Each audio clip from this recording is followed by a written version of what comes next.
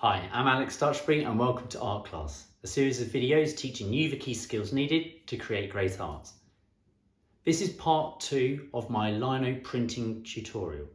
And in this second video, I'm going to show you how to create more elaborate designs using mixed media in the style of Andy Warhol. So here are the objectives and a little bit about some of his subject matter. Do I understand the properties that make Andy Warhol's work eye-catching, and can I use mixed media to capture Warhol's unique style in my own work? Andy Warhol was perhaps the most famous pop artist in the world, and he produced most of his work using the silkscreen printing process.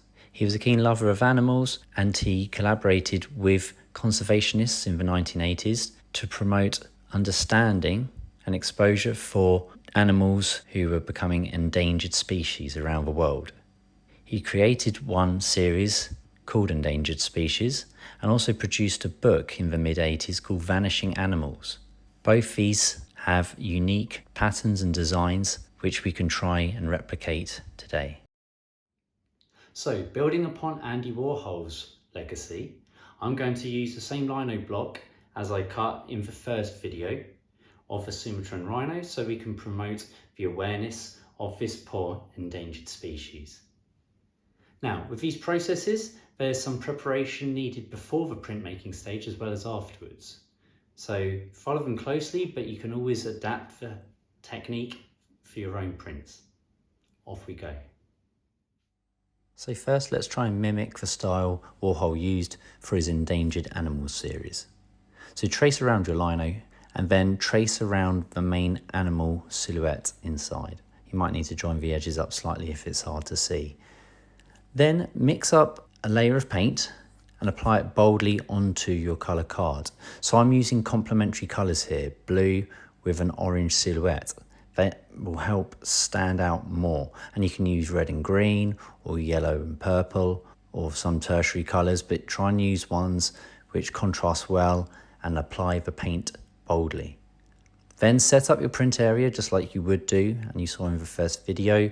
Make sure you've got plenty of ink on the roller and do roll it out so it's evenly spaced and spread out on the roller, just enough so you can hear that tacky sticky sound, and then apply it onto your lino print. Make sure you've got enough ink on here. You don't want to waste the prepped paper by not doing it correctly. Now this is slightly different. First press your lino down so you can line it up, then flip it over and firmly roll it out on the back using a dry roller like you would before. Finally, peel and reveal to get that really good three-tone contrast. Once dry, and you may have to wait 24 hours for this to happen, then you could start applying extra detailing on using, in this case, a chalk pastel, but you could use an oil pastel or paint if you don't have chalk pastels. So I'm using the fire tonal range of yellow, orange and red. So the orange was the base layer, then I'm using yellow for the top bright edges and also mimicking Warhol's framed edges where he unaligned the prints. And then I'm using red for some of the darker areas and just applying those on again, maybe on one of the edges to define it and make it stand out, and any bottom edges. Finally, adding maybe a bit of white just to enhance the very top highlighted edges and maybe once more around the frame to produce a high contrasting piece.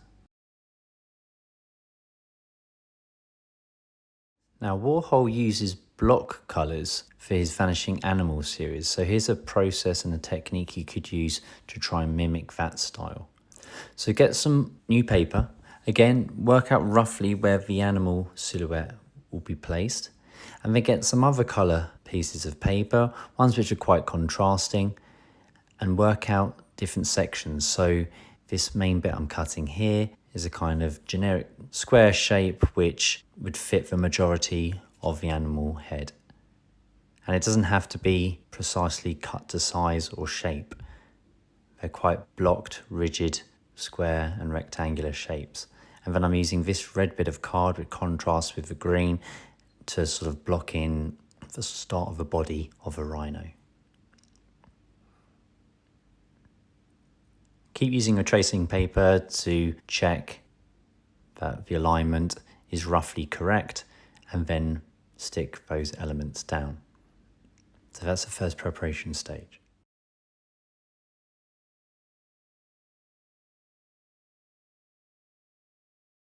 Now roll your ink onto the lino just as you would normally do, but make sure it's lined up properly. And maybe this time you need to roll out first on the back before flipping the paper over so it doesn't smudge.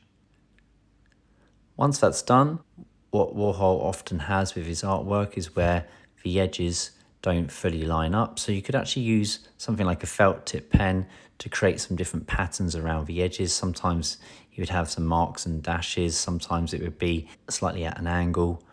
So you can use this to enhance the outer edge frame, and this will help make it stand out. But just be careful when rolling your prints out that you don't move the paper on top, otherwise it could smudge, and use whatever media that you have available. These are the ones we use today.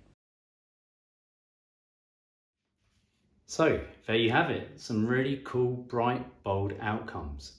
And always remember to use things like complementary colours because they will help them become vivid and really stand out. Now it doesn't matter if you don't have the materials at home that I've used in the video, you can use anything that you can get your hands on and that you have available to you. So I look forward to seeing how you get on. My name's Alex Stutchbury. Goodbye.